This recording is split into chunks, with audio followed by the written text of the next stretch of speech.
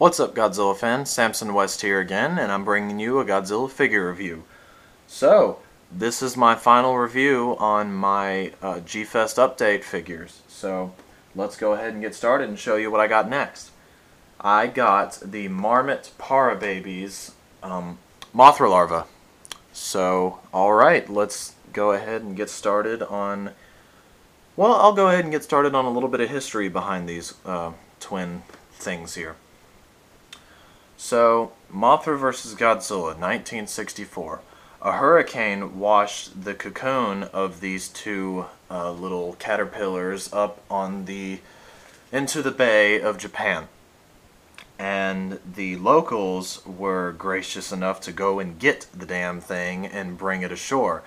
And then Happy Enterprises went and bought the egg just before the twin fairies that the egg belonged to arrived and started begging to please return the egg. The people of Japan did not do so, or I should say Happy Enterprises did not do so, and Godzilla was awoken from his slumber in the middle of the washed up wreckage from the hurricane, and he started terrorizing Japan. And so then a local newspaper little gang went to the Faroe Island to go ask for help from Mothra.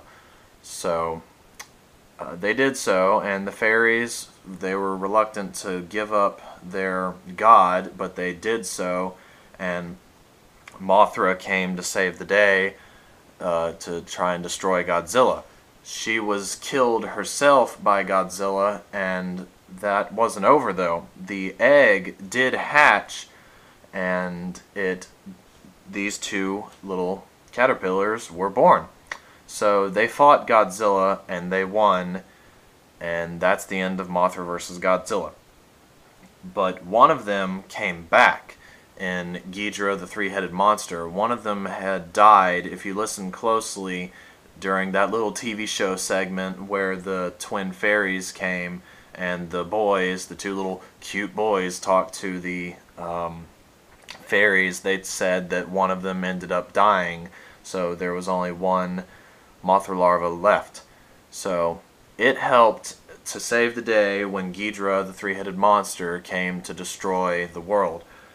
And Godzilla, Rodan, and one of the Mothra Larva did fight King Ghidorah, and they won. The last time that the Mothra Larva was used was in Destroy All Monsters. It helped to fight King Ghidorah once again. Well, sort of. It kind of ended up just spraying some webbing on Ghidorah in the end after Godzilla, Gorosaurus, and Anguirus killed King Ghidorah. And that's the final movie that, from the Showa series, that one of these Mothra Larva was used. Alright, let's get on to detail for one of these, or both of these little caterpillars. Detail, I would say, is very nice. They each have their own unique little pose. You know, this one is in its own curved-bodied pose, and this one in a straight forward with its mouth open as if it's spraying web pose. And I like that, how they're both unique. That's why I really wanted this set. It was on my wish list for a long time, and I was lucky enough to find it at a G-Fest table for $50. I didn't get it with its original header tag and in its bag, but I have the figures, so who cares? Now, back to detail. It's the base color of each of these is just a solid brown, and then it has a golden highlight down the back of each figure, and it blends into a little bit of black down each side and then eventually into the brown. And it has each of its little horn-like things here. It's brown and then it fades into black. You have the solid black open mouth and closed mouth. The red eyes, I really like that, the red eyes on each of the Mothra Larva. It got the red eyes in Ghidorah the three-headed monster and Destroy All Monsters. In the first Godzilla movie that these two were in, Mothra vs. Godzilla, they each actually had blue eyes. So these can actually be separated into two different movies. I use this one for Ghidorah the Three-Headed Monster, and this one for Destroy All Monsters. So anyway, that's detail for these two. Articulation, you know, there shouldn't be much on it because they're just little caterpillars, but each of the heads do spin. With no problem, I should add. It's not stiff like a lot of Marmit stuff should be, or is, but each head does spin, and that's it. There's not much articulation behind each of these little caterpillars. So, let's go on to sizing with these two. Sizing is pretty well done. They match up with any 6-inch Bandai stuff or any other Marmit Para Baby things. But I'm going to show you what it looks like next to another Mothra Larva that I have made by Bandai. Here is the Bandai Mothra Larva. Now, it looks, they're kind of out of size compared to this one. It wouldn't go, you couldn't pair it up with this one too well because it's significantly bigger than these two. So that's what it looks like compared to this Mothra Larva, who's just like a straight stick, kind of. But I would say it does size up kind of well with the Godzilla 1964 from Mothra vs. Godzilla. Because the caterpillars, though they were kind of small, well, right here, now that I'm looking at it, they're a little bit bigger than I thought compared to this Godzilla. They were significantly small compared to this one, but it works. Let's just say it works. That's what I like here. It works.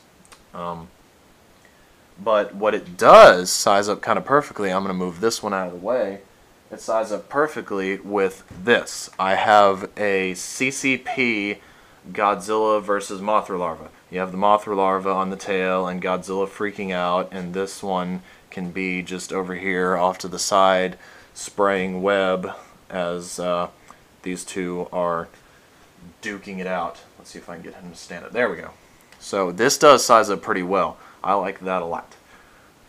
And another thing that this can size up good with is the X Plus Godzilla 1964 from Ghidorah the Three-Headed Monster. Now this came in like a blister pack. It has, I don't have the blister pack, but this is kind of a hard figure to find nowadays. But I'd say sizing does work pretty well with this. So for a Ghidorah the Three-Headed Monster, these two do size up very well. And now I'm going to move this one out of the way and bring this one back, and I'm going to put it with my King Ghidorah that I have for my Destroy All Monsters set. And I'd say that this works very well. I'm not going to bring out every single one of my monsters from my Destroy All Monsters set because that's going to take too long to show you. But anyway, that's what these two look like set side by side with each other. And I'd say that this looks very well. So anyway, yeah, that's that. And I'm going to bring him back out, put this one back in, and there we go. So, alright guys, that's pretty much it for the review on these two little caterpillars here. I think I've covered everything, and if I could give them a rating, I would say 9 out of 10. I'll give them a 9 out of 10 because they're very well designed, their detail is great, they size up very well with any other like Bandai figure or something like that. They don't really need to have too much articulation because they're just, I don't know, they're two caterpillars. They're not supposed to really move too much or be posed in a different way than this. So, alright, that's the end of my review. Thanks, you guys.